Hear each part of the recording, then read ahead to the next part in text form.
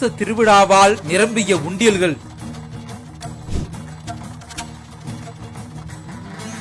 500+ பேர் எண்ண மலைக்க வைக்கும் காணிக்கை. கோடிகளை தாண்டிய காணிக்கையால் Palani Murugan happy.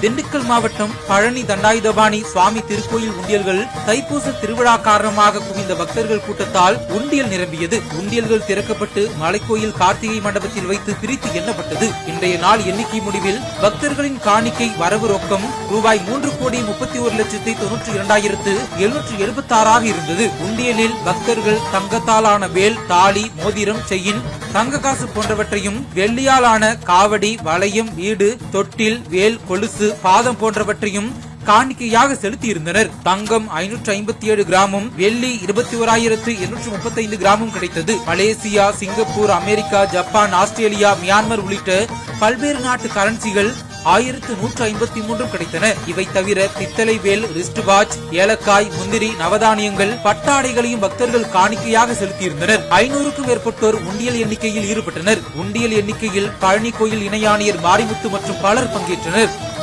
Holidays nale adu namma GT Holidays da, South India's #1 travel brand.